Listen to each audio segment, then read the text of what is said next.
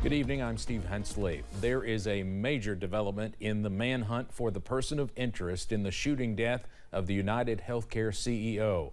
Law enforcement is now questioning a man in custody in Altoona, Pennsylvania, in connection with the murder. CBS's Tom Hansen reports from New York. Authorities in Pennsylvania are questioning a person of interest in connection to the shooting death of United Healthcare CEO Brian Thompson. He matches the description of the identification we've been looking for. The man, identified as 26-year-old Luigi Mangione, was arrested at an Altoona McDonald's Monday morning on firearms charges after an employee called in a tip.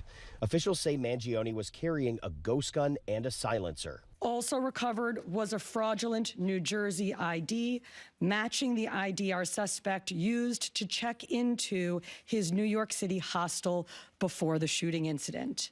Officials have combed through thousands of hours of video since the targeted attack in front of a Midtown hotel last week, deploying drones, K-9 units, and scuba divers in Central Park. Dive teams scoured a pond in the park looking for more evidence after finding a backpack they believe belonged to the shooter in the area, containing a jacket and Monopoly money. Police believe the shooter headed to the Port Authority's bus station near the George Washington Bridge after ditching the bike he used to flee the scene of the crime. This investigation is still active and ongoing. Police say they've recovered a handwritten 3-page document from the person in custody indicating he had some ill will towards corporate America. They're also scrubbing his social media accounts as the investigation continues. Tom Hansen, CBS News, New York. Officials say Mangione was born and raised in Maryland and has ties to San Francisco. He attended college in Pennsylvania, and his last known address is Honolulu, Hawaii. He has no prior arrest history, at least in New York. A woman is dead and a suspect is hospitalized after a police standoff in Missouri. Authorities responded to a shooting incident yesterday morning. Officers identified the truck involved and tried to stop the driver, who sped off. Shortly afterward, the vehicle hit a concrete median and flipped before coming to a stop. Authorities say the suspect came out of the truck with several weapons. The jury in the deadly New York subway chokehold case has found former Marine Daniel Penny not guilty of criminally negligent homicide. Penny previously faced a more serious second-degree manslaughter charge, but on Friday, a judge dismissed it after jurors twice told the court it could not reach a unanimous verdict. Penny was accused of putting Jordan Neely, a homeless man, in a fatal chokehold on a Manhattan subway in May of 2023. In Pulaski County, a man has been arrested after a Facebook marketplace post led to one woman having to escape captivity. Sheriff's deputies arrested Charles Ray Hendricks on Thursday following a weeks-long investigation. Hendricks was wanted for holding a woman at gunpoint and threatening her during a Facebook marketplace exchange in October. A tip led authorities to his location. Hendricks was charged with unlawful imprisonment and wanton endangerment. A judge has paused a sexual abuse negligence lawsuit against Linda McMahon, Donald Trump's pick for education secretary, until the Maryland Supreme Court rules on the case. The ongoing suit accuses McMahon and the professional wrestling company she once led, WWE, of knowingly employing a ringside announcer who was sexually abusing underage boys. The reported victims were ringside helpers at wrestling events in the 1980s. The U.S. Supreme Court has declined to review a case on race-neutral efforts to diversify public schools. It comes after the ruling that ended affirmative action at universities. That ruling prompted school officials to experiment with race-neutral policies, such as those based on geography, to promote diversity. This current case involves 3 elite Boston public schools that plaintiffs said violated the Constitution with a zip code-based admissions policy.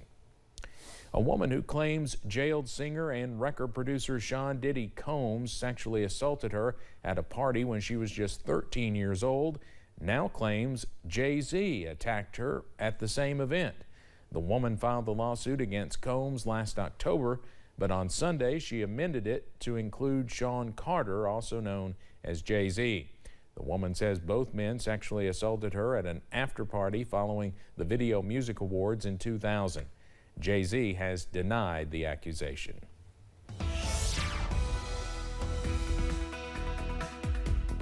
So we had temperatures in the 50s and 60s today. We started the day off with rain that exited in the late morning, early afternoon hours. Now we're left with this, a beautiful sunset in Breathitt County, courtesy of the Kentucky Mesonet camera there. Temperatures right now in the 50s, even low 60s. Manchester's at 60, otherwise 59 in Jackson as well as Irvin, 55 the Double Nickels and Moorhead as well as Hazard. Whitesburg checking in with a current temperature of 54 and then low 50s from Grundy over towards Clintwood. Wise, good evening to you. You're seeing a temperature of 46 degrees. All is quiet on the satellite and radar in terms of rain. We are seeing a little bit of cloud cover push through eastern Kentucky at this time, but all in all, it is quiet tonight. The rain chances, though, will pick up as we go throughout the evening and overnight hours into the day on Tuesday. When you wake up in the morning, we'll see temperatures in the upper 40s and low 50s. And I hope you enjoyed the 50s and 60s today, because like last week, we're going to drop the temperatures midweek, and we'll tell you how low we'll go coming up in the First Alert forecast in a few minutes. Steve. Eric, thank you. Laura Trump says she will step down as co-chair of the Republican National Committee. The daughter-in-law of President-elect Donald Trump made the announcement Sunday night on X, formerly known as Twitter. Laura, who is married to Eric Trump, says she will formally step down at the next RNC meeting. She did not mention her future plans, but is reportedly considering a run for U.S. Senate to replace Marco Rubio, who President-elect Trump has picked to be the next Secretary of State. The U.S. government is closely monitoring the situation in Syria after the fall of the Assad dictatorship. CBS's Tarian Small has the latest on that from Washington.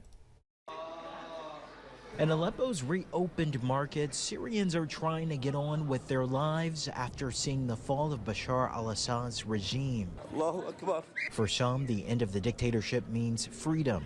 These family members search one of Assad's infamous prisons for loved ones who have been locked up for years. Families weeping as they embrace children, husbands, wives, who've spent years locked away in the Assad regime's prison.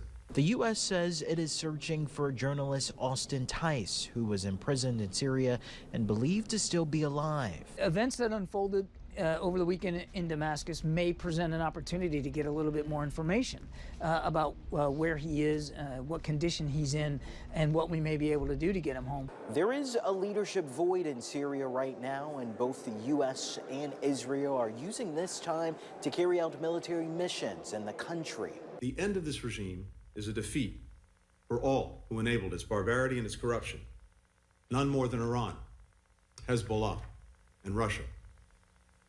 So this moment presents a historic opportunity, but it also carries considerable risks. The U.S. and Israel conducted airstrikes on ISIS positions and suspected chemical weapon sites. And Israeli forces have moved into parts of Syria to create a buffer zone in the Golan Heights. To prevent hostile jihadi armed forces and Hezbollah from entering the area. Israel says its forces are in Syria temporarily. Torian Small, CBS News, Washington. The Pentagon says it saw an opportunity to carry out the strikes when Russian forces, which had been supporting the Assad regime, pulled out. More community college students can now easily transfer to the University of Louisville and earn a 4-year degree. It is thanks to an expanded agreement with the Kentucky Community and Technical College System. The two have partnered to create new pathways for transfer students to earn degrees. U of L is now working with all 16 KCTCS schools to help students complete their general education requirements before they transfer. Coming up on Mountain News at 5:30, a new